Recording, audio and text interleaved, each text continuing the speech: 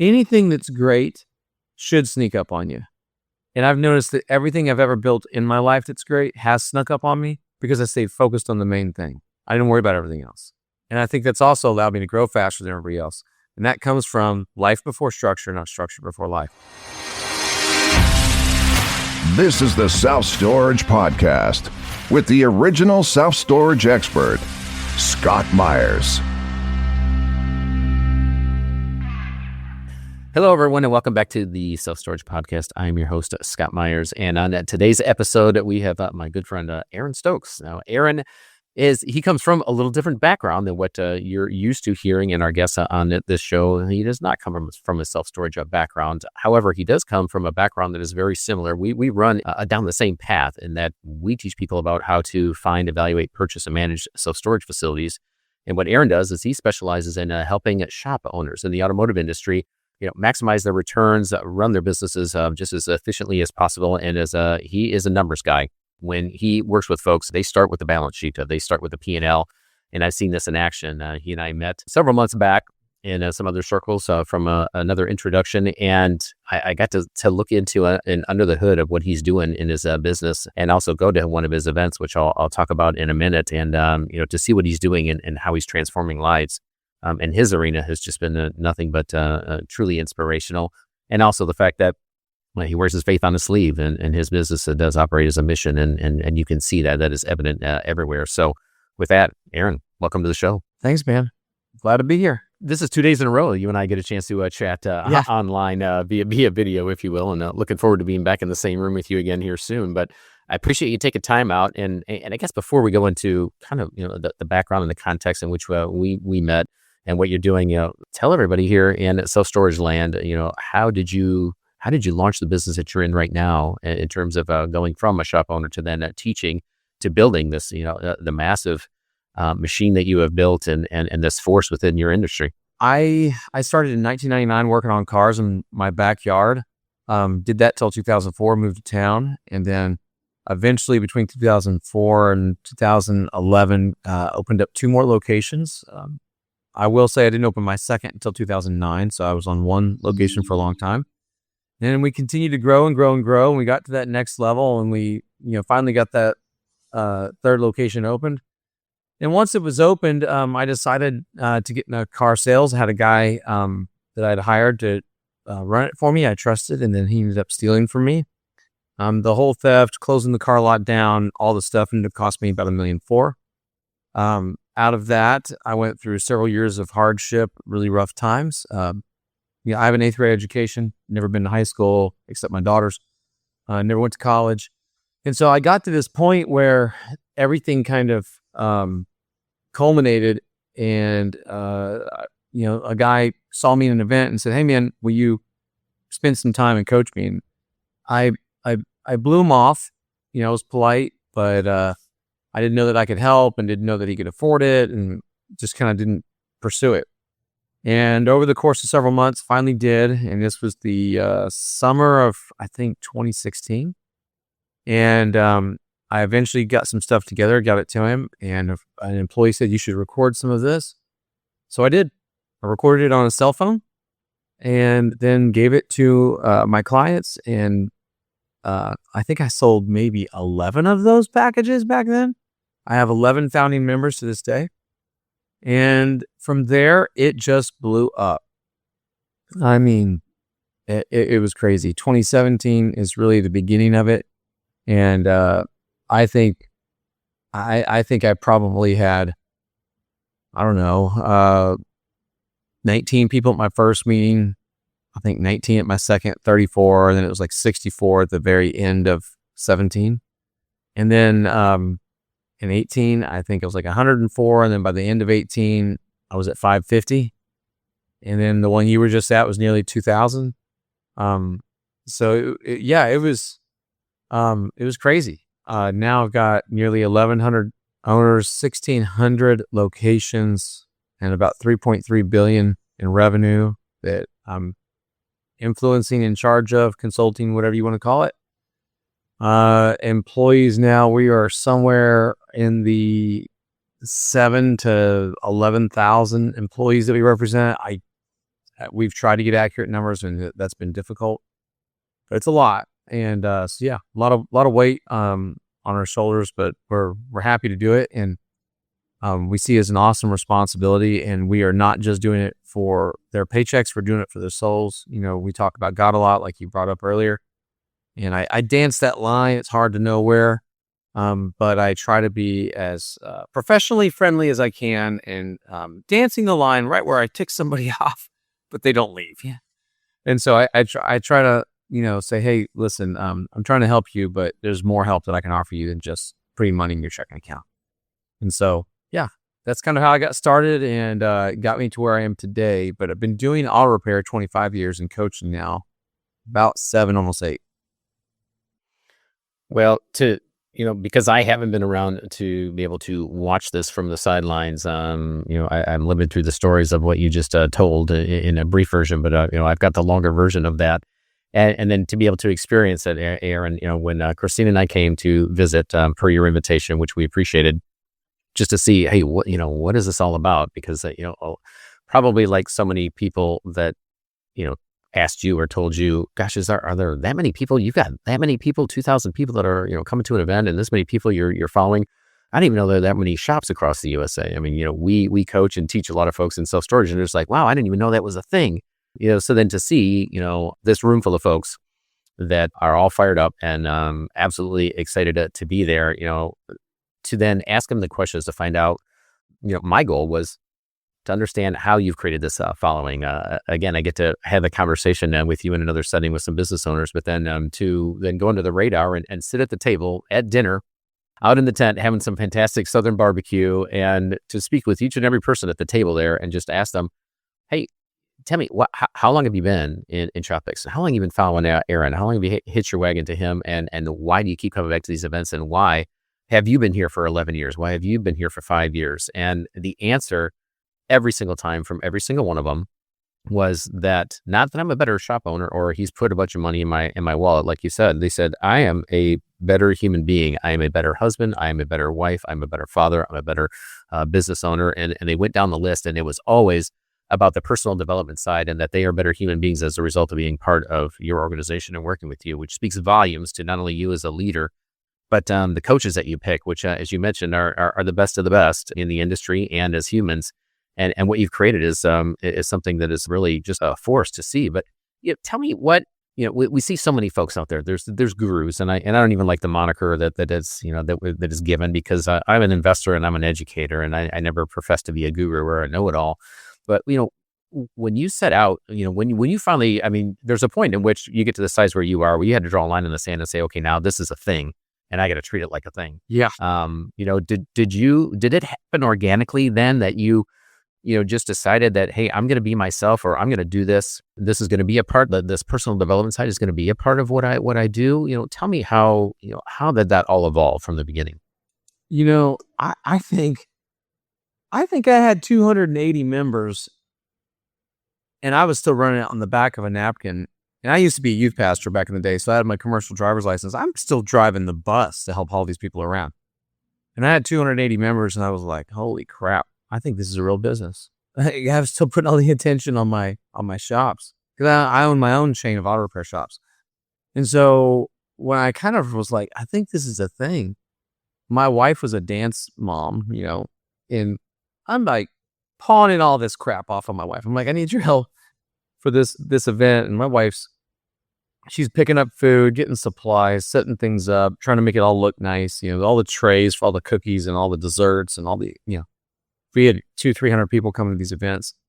And one of her friends sees her opening up the trunk of her Expedition, all this crap falling out. My wife's all frustrated. She's trying to get it off. I said, what are you doing? She's like, Aaron, and all these crazy conferences, I'm trying to help him, and I don't have enough time with the kids. My wife's very involved with our kids, so it was really putting a strain on the family life. And she's like, I would love to do that stuff. And she's like, really? Call my husband. And so I interviewed her over the phone. Her name was Crystal, and I ended up hiring Crystal. I'm sure you probably met her when you were at the event. She's like the queen of hospitality. Mm-hmm. And she professionalized our events. All of a sudden, we went from 3 pieces of paper stapled together to actual pamphlets and things being organized and signs on everything. It's a little nuts. People don't I don't know that people always get this, but in the beginning, they think people show up for, I don't know, the fancy pamphlets, for example. And that's not why people come. I'm a big believer in, I do life before structure, not structure before life. And so I'll throw it together and staple it, handwrite it, throw the whole schedule out the window, wing it, whatever. And if there's life there, I start bringing structure after the fact to shore it up and shore it up and shore it up. If you bring structure before there's any life, you do the fancy pamphlets, you do all this stuff, and then no one shows up. It's kind of like having a skeleton with no flesh on it. You don't need the skeleton if there's no flesh. The skeleton is only there to support the flesh. And so as I started realizing that in my younger days, when this happened, I was like, I'm just going to see if this goes somewhere. Well, it kept going somewhere. And it went somewhere because we brought excellent teaching. We brought raw information, cutting edge information, and we moved lightning fast. None of it was stale. It was like, right, this just happened last week. This is working. Y'all need to try this. And so we were the new hot thing. Still are. Now the issue is I got to keep ShopFix small feeling, right? So how do we make people feel like it's small? Because now it's the whole, oh, well, ShopFix was good, but it's too big, And so we have to find this way of keeping it small and at the same time remembering, where we've gotten to. And so I have to look back at what, it's crazy. I have to go, all right, how do I have a private meeting with 2,000 people, which we screwed up on our last one. I think our smallest meeting was like 150 and it wasn't small enough. They want to get down to groups of 50, which means I have to spend like $100,000 on renting tents to go in a hotel parking lot and AC units. But if that's what my customer wants, we're very customer centric. We do it. But I say all that to get back to Crystal. Kristen was she's also very customer centric. But when she first came along, she's probably one of the first few that whenever everybody said, Aaron, we're too big, we got to stop doing this, or we're too big, we got to stop doing that. I said, no, I don't care how big we ever get, we're going to keep doing this. Like one of the things I do is every other meeting, we take about half of the group and we go to 5-star restaurants. So I will rent 5 restaurants at 80 people per restaurant, all 5-star steakhouses, and send all my people to them. And they do that usually once or twice a year. And the reason for that is I need someone who's not used to being in a really high-end environment to be in a high-end environment and go, wow, this is awkward for me. And I am teaching them how to change what they're used to, change their standards, and exposing them to higher quality food. And I just remember my first time I went to a nice dinner and how uncomfortable I was and how it rocked me. And so my goal is to do the same with them, to give the young guy that's aggressive a chance to go chase down the baller in the room and sit next to him. That's what it's about. And so and to give the baller somebody who's serious, who's good soil they can sow their seed into and get significance out of the conversation. And Crystal's the only one that if I said, no, this is what I want, she would fight to keep it. And if you get into ShopFix and actually pay attention, the detail is insane.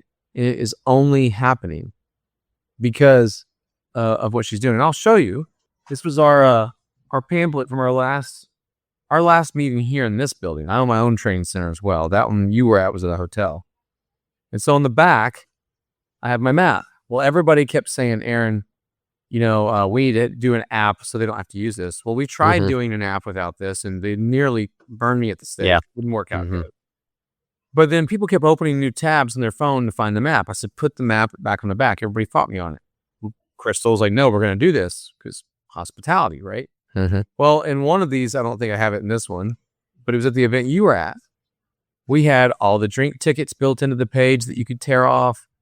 We had the map with it all laid out, all the restaurants you could walk to, everything. It's not in this book. Sadly, don't have it. We have lots of our little, different things here and all of our worksheets, etc. But I was super impressed with how they put this together, the conference that we're speaking on, etc. This is all happening because I dreamed it up on a stupid napkin.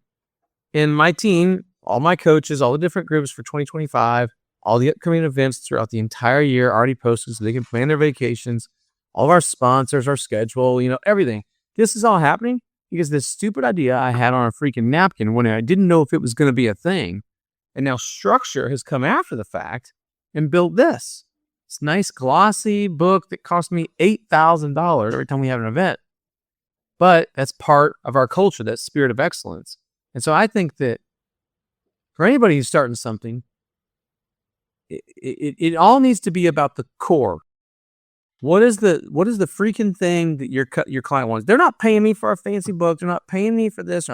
They are paying me to change their freaking lives. So if I just get really, really good at that, and then I backfill on the backside, all the other stuff like fancy books and really good customer service. We have Crystal's Corner now, where she has everything from Tums to bubblegum to Pepto-Bismol to Excedrin at our conferences. She's like the Walgreens, and it's crazy. Guess what we never had at our events that we now have at all of our events ever since I witnessed that. We have a place at the back of the table that looks like a Walgreens, and as a result of your force of nature. Mm-hmm. And it gets emptied out. It is crazy. So yeah, I think anything that's great should sneak up on you. And I've noticed that everything I've ever built in my life that's great has snuck up on me because I stayed focused on the main thing. I didn't worry about everything else. And I think that's also allowed me to grow faster than everybody else. And that comes from life before structure, not structure before life. You can outgrow someone else so much faster if they're so focused on structure and looking pretty in the beginning. You just can't. To take a quote from Zuckerberg, he talked about that in a different way, and that, we move fast and break things. And so he doesn't sit back and take structure to anything. He's just like, let's try it. Let's try it. And just, moves fast. And then they put structure around anything that sticks. And I think any good organization, you'll see that. And that's the way, I think my staff gets nervous to say, we're going to build the plane as it's taken off. But we do many times. And if it really takes off and it soars, then, okay, now we need to make sure it stays in the air. And so I agree 100%. And, one of the other observations that I had, Aaron, as I'm talking to these folks at the event and just watching you from stage, is that it appears as if, I think any good coach, any good teacher, we skate to where the puck is going. And I know that's a sports metaphor for Gretzky as well. But some of these folks, they just don't realize what their blind spot is, or they don't want to admit it or address it. And, like Michael Gerber talks about in the E-Myth, these technicians that have a plumbing business, and then they decide to, they're a plumber, then they decide to start a plumbing business, and now they have to be the CEO and they don't have any business experience. And so they just keep working harder and, trying to do what they can to keep this thing moving by working harder as a plumber, when they really need to sharpen the saw and learn how to be a business owner and get other folks underneath them. And that's what I've seen you do is that, these folks that are in the room, unless they're new and they recognize that is a challenge in theirs, you've done an incredible job of, taking your flock and making sure that they understand what it means to be a business owner. And that's because you've not only put the onus on them and the responsibility, but also, one thing I heard from the front of the room come out of your mouth, which is just pure gold, is that you recognize, and if they don't, they should, that not only is it their paycheck, but I think you mentioned, there's a whole lot of retirement accounts. There's a whole lot of weddings, college tuitions. There's more people that rely on this business owner to succeed than even the business owner expects, and that's a huge responsibility that not only should they be aware of and take on, but I really sense and I feel that you're taking that on yourself. Would you say that's somewhat true? 100% true. We have a saying: "Fix the owner, fix the shop." The way you generate in a capitalistic society more wealth for everyone involved is you increase the speed of money. And you only can increase the speed of money if you're good at marketing, you're good at sales, and then you're good at operations. And what I've noticed is there's all these gurus out there that are good at marketing, good at sales. That's it. No one is good at operations. Where the money is made is in operations in every business in America. Because there's a lot of great marketers and a lot of great salesmen that are broke. And it's because they don't know how to run their operations right. And so if I believe in fix the owner, fix the shop, and take it to heart, then I've got to understand what it takes to get somebody to the next level and help them blow through that. And you'll notice that most people are afraid of the next level. Every time. And I have to ask them, hey, do you remember where you were 24 months ago? They go, yeah. Tell me about it. And they'll tell me about it for a second. I had 80 grand in the bank. Had a lot of debt, a lot more than I do now. Business was half the size it was, et cetera, et cetera. I said, was life simpler? And they go, somewhat. Did you ever look at where you are today and think that was scary? Yeah. I said, would you ever want to go back to that place though? No. Why not? Oh, this is still so much better. Even though I was scared, now that I'm here, I'm so much happier. Then why don't you keep that attitude for the rest of your life? Why now are you slowing down and getting comfortable? And most of us only push, if you think about it, because of the fear of pain, not because of the hope of gain. Mm-hmm. And so the moment we're comfortable, meaning we have enough margin in our life for friends, we have more friends than we need, more money than we need, more time than we need, we let off the gas. Mm-hmm. And so we have this much potential, but we execute here. Why don't we execute the same level of potential that God gave us? And my whole thing is, if I'm going to fix the owner or fix the shop, I'm going to get that person to step up and move forward. I've got to get that person to see what I see about them, not just what they've been told from their parents, their teachers, their friends that are all losers. I'm not saying everybody's dad or mom's a loser, but if the average person is going to make a lot less than you are, and you're a business owner, then they have to see that most of those people are not giving them advice. See, most people are fine with you making a lot of money as long as it's $1 less than what they make. Yeah. Mm-hmm. And so you end up giving advice and giving advice and giving advice, only to find that this person struggles with this. Like all of a sudden, they don't know how to give you advice anymore. Why? Because their own greed and jealousy kicks in. Mm-hmm. So if that's the case, I then have to get them to understand they're not shop owners. They're not ex-mechanics anymore. They're not ex-service advisors. They are now entrepreneurs. They're a business owner. And once I can reprogram that identity, they can look at their business more objectively. But as long as they're an ex-mechanic or an ex-service advisor or ex-whatever, used to work at a dealership, they carry that in, it messes it all up. Mm-hmm. I have to get that out of them. I think we spend an awful lot of time, and I never would have expected this, in that, folks come to our events, or they come to us, they attend our webinars, our master classes, because they do. They want to level up. They want to get better, and they can see that they have a potential. And then no matter, whether they take that next step or not, or whether they take 5 steps, there seems to be, which I think you're kind of, we're dancing around here, is that glass ceiling. And whether that's some of these, the friends, or, the 5 people you spend the most time with that are trying to keep them down because it makes them feel worse about themselves if one of them breaks out of the pack. But I think some of this that I never thought that this would be a real thing until a very wise and intelligent person in our organization said, some of these folks is programmed in, and they don't want success because over the years, rich people are bad. Rich people got the gain by ill. Yes. It was ill-gotten gain. And so there's a glass ceiling that even subconsciously these folks don't even know that they have. And we've had to really dig deep and go have some other speakers come in, and part of our program is really on that personal development side, where we have to dig a little deeper and get into the psyche to allow people to break through that and really truly get the success that they've been seeking when they come to us. 100%.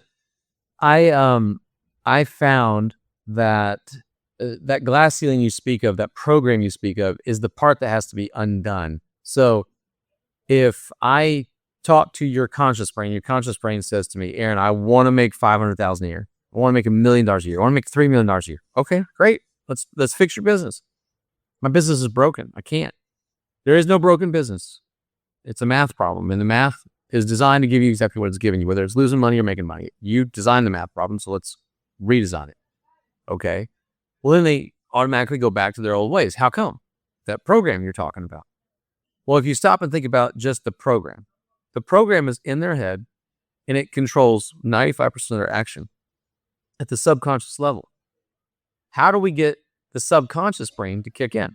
Well, we have to reprogram it. Like Jim Rohn talks about in his mentality around, like you just said a second ago, your average of the 5 closest people you hang out with, which, by the way, most business owners, the 5 closest people they hang out with are their own employees. You gotta remember that. Most don't have a lot of friends, and so they pay to have friends. They don't actually have people they hang out with. They don't pay. And they wonder, I can't ever make more than $60,000 a year. Well, that's because all your employees make 40. Mm-hmm. And so my issue right now is I'm trying to get these guys to be reprogrammed. They're like, well, how do I reprogram myself? Well, you're either a thermometer or you're a thermostat, right? And so if you're a thermometer, you're running around telling everybody the temperature. Man, it sucks. Man, the economy's horrible. I can't make any money, blah, blah, blah. If you're a thermostat, you set the temperature. Dude, I'm going to go in here. I'm going to crush it. I'm going to make it happen. I'm going to do X, Y, Z. The moment you start to outperform your personal self-image and you get to that next level, people are going to look at you and they're going to go, oh my gosh, I don't know. I think what you're doing is a little crazy, especially your parents or your siblings, your best friend.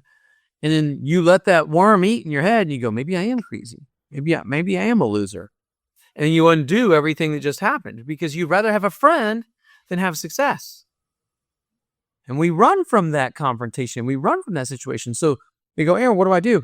Well, the moment you start to outperform that personal self-image, you have to immediately bring your self-image standard up higher. So now you're not getting out there outpacing it too much. I have to do it myself. If I make way more money this year than last year, I look at my tax return this year versus last year, I'm like, holy crap. I'm in danger of reverting back to old habits and screwing it all up. So how do I keep that from happening? I keep that from happening by deciding that I'm not going to let myself be programmed by all these other people. So what am I going to program myself with? New friends that are going to level me up. So people ask me, do I really just reprogram myself by hanging out with new people? Yes. Go bowling with some successful people. If you suck at marriage, go hang out with some families that they have an amazing marriage. If you suck as a dad, you suck as a mom, you know you're a selfish SOP. Go hang out with people that are awesome with their family. I mean, amazing. Find them at your church. Find them at an event and hang out with them. Your kid's private school. People go, Aaron, how do I hang out with better people? Sign your kids up for the most expensive freaking dance lessons you can find, karate lessons, baseball, private training, all of it. When you put kids in that private expensive stuff, you meet other parents that are successful and are rock solid people, and you will get programmed by hanging out with those people. People think it's so complicated. It's not. You raise your personal self-image by raising up the people you hang out with. Does this mean you don't hang out with your parents anymore? No, you just may not hang out with them as much as you did before because of the influence. Until you're at a place where you're strong enough that you influence them, they don't influence you. When you gave your speech about, the 4 foot by 4 foot soil and who you let into your garden, speaking directly from Mr. Jim Rohn. And yeah, I was listening to Jim back on cassette tapes, trying to program myself from him. And, that is such an interesting piece and something I've taken with me that I continue to hone in on and discuss over and over at our events and with our folks. In that, you can't, as to what you just said, you can quit your friends. You can't quit your family, but you can certainly spend a lot of less time with them. And we give them permission, and I give my coaches permission to tell them that over and over again, because that is such an important piece.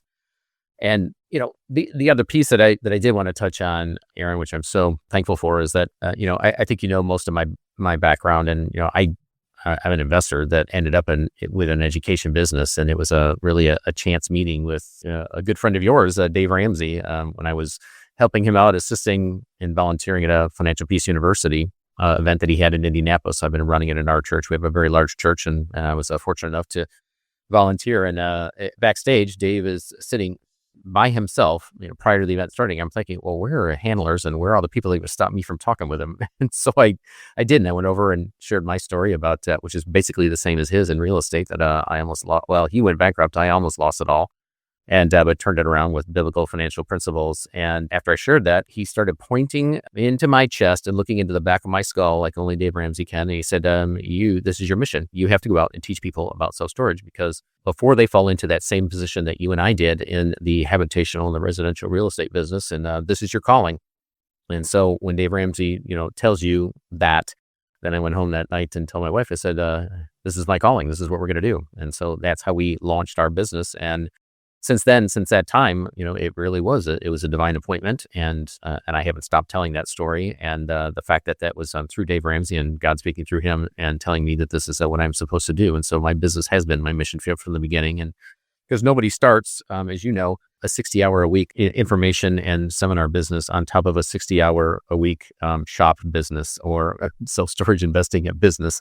Unless it is an appointment, because it's, as you know, it's a slog. It's a behemoth that can take on a life of its own, which it has since then. But I've always approached it that way, and the blessings that have come out of that, and to be able to be responsible and to see that light bulb come off or go on in these folks' minds when you help them to recognize, okay, here's the path. Here's the mountain. I'm the Sherpa. You can do this, and begin to speak into their lives and tell them that they can do it and encourage them. It has been, nothing short of incredible. And I just, I never thought that a knucklehead like me would have the opportunity to be able to do that. And that's why we continue to do so. and give the glory back to where it belongs and to build the kingdom together by, taking these folks then on mission trips to build houses and how that's grown and the ripple effect of that. And so, from the beginning, going back to where we started, Aaron, tell me how, God has helped to grow your business, to give you this influence to build the kingdom, and what does that look like on a regular basis as you walk that out? God gave me the ability to speak. Without that, I would not have the success that I have, and I clearly know it. He gave me the intelligence to be able to decipher people and diagnose people quickly. Way outside of auto repair, anybody can walk up to me and start telling me their issues, and I can just like bam, bam, bam, cut right to the source of it. He gave me a gift, and every day I have to honor that gift that he gave me. This business is not a Christian business, but this is a business full of Christians, and I have to every day give him the glory and honor for what is happening, because if it wasn't for Jesus Christ and his effect on my life, I would not have Shop Fix like it is today. I mean, when the bankers look at it, they're like, "Are you selling drugs?" Like, I mean, they're just they just see the hockey stick of the trajectory, and I'm like, "No, I mean, this is what it is, and it's not believable, and I know it's because of God. There's been so many miracles. If I walked you through it all, it's been miracle after miracle after miracle after miracle, from how we even bought our training centers, the last one, and now this one.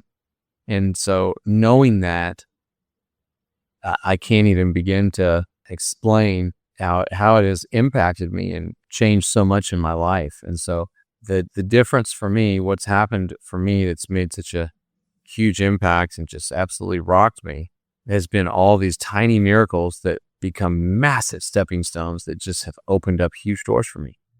And if it wasn't for that, I wouldn't be where I am today. I mean, truly, it is simply because of that. It is simply because God just keeps working these miracles, and I just keep trusting. And I'm just one of those big believers. I believe in leaning out, and right where you think you're about to be embarrassed, that's right when he steps in. And so I just keep leaning out, and I keep waiting, and he keeps stepping in. I'm doing that on some projects now. I'm like, you know what? I just got to figure it out. The more money you make, the more tempting it is to not depend on God and just look at your checking account. And at the end of the day, you got to go, you know what? I can't put my trust in the checking account. Put my trust in him. Whatever happens, happens. I'm not going to worry about it. I'm just going to trust him. And I'm having to literally do that on something right now that's a huge, $25 million deal. Mm-hmm. So, yeah. Yeah, we found that we tithed our way out of debt, and that's really kind of how I found Dave Ramsey to begin with. And so we didn't rely on the checkbook; we relied on him, because if that would have been the case, my wife said, "I can't write that check. We're gonna bounce a check to the church." But guess what? It went through as we then turned the keys of our business over to him as well, and committed to tithing corporately to go build houses in Mexico. That was a hockey stick moment for us as well, and to recognize, I don't know how we're going to do this. But laid it on our hearts after we went on a mission trip with somebody who provided a way for us to go and paid for the whole thing minus our airfare. And after we came back, our family was rocked and just changed. And I said, I want to do that. I want to be able to do that. And she goes, "Are you crazy? How are we going to be able to do that in the position that we're in?"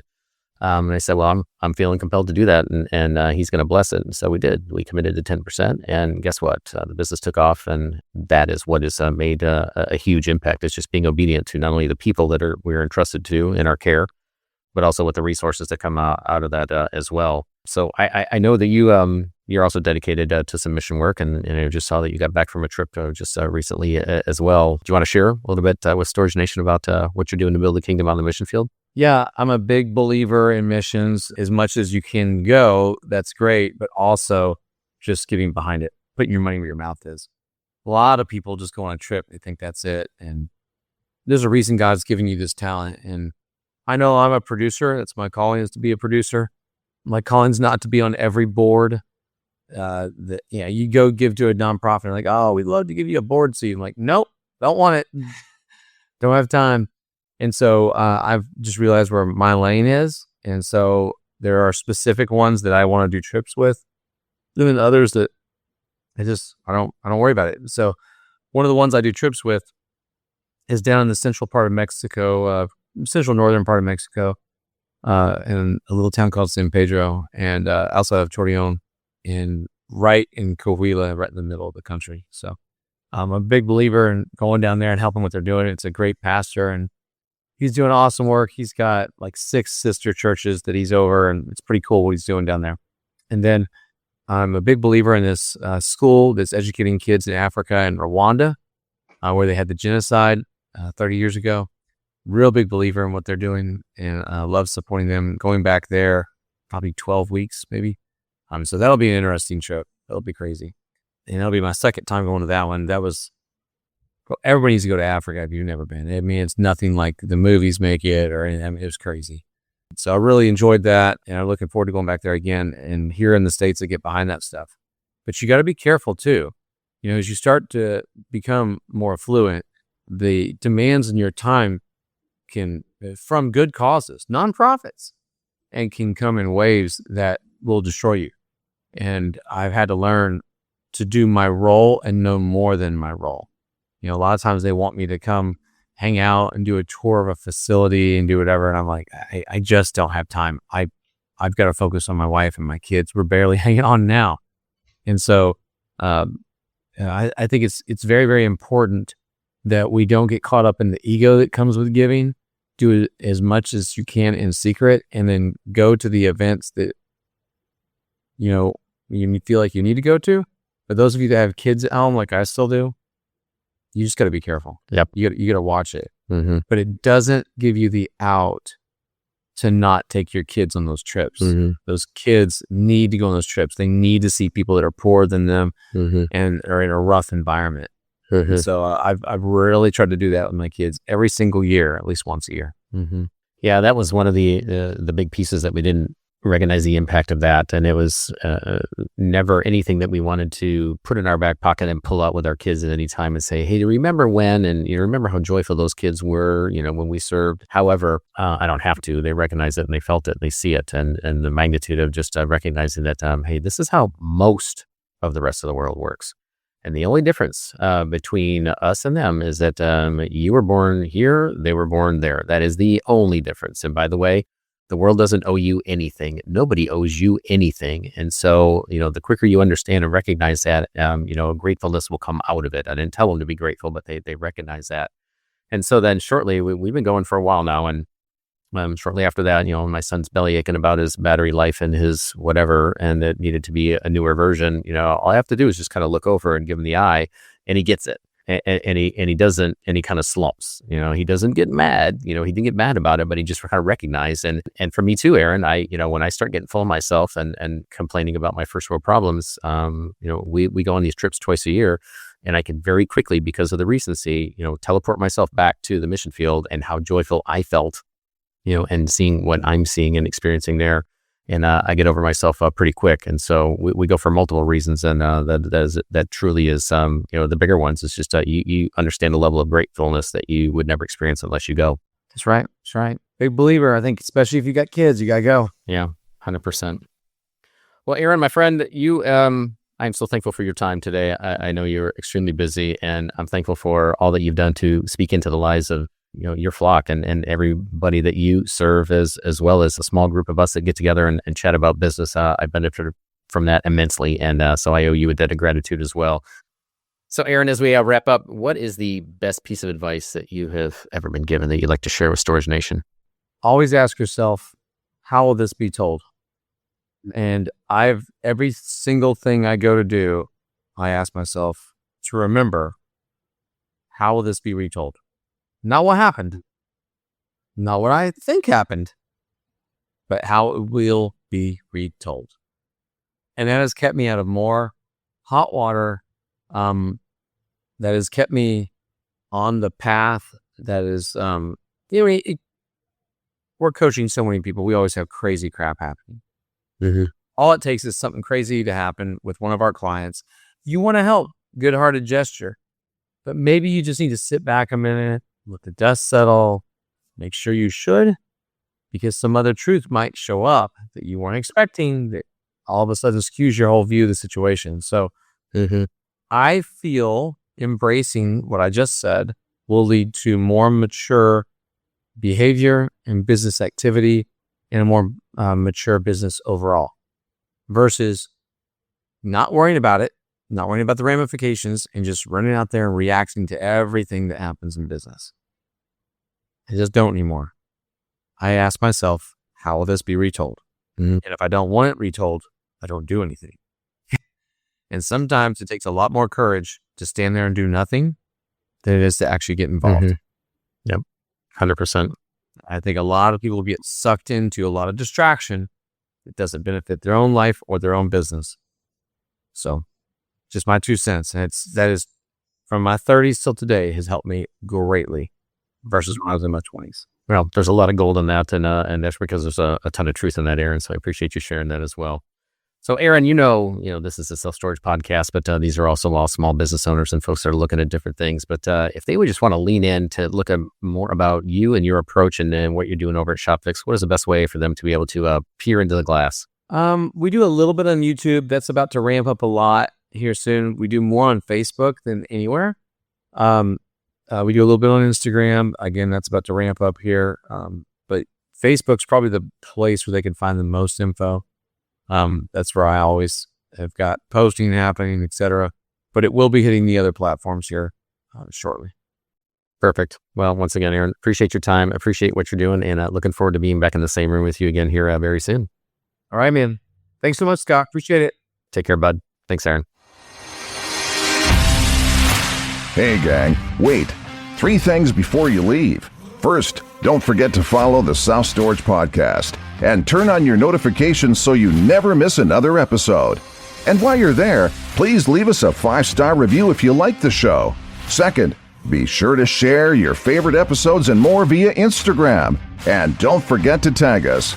And lastly, head to the links in the show description and hit follow on Twitter and Facebook to get a front row seat with the original self-storage expert, Scott Myers.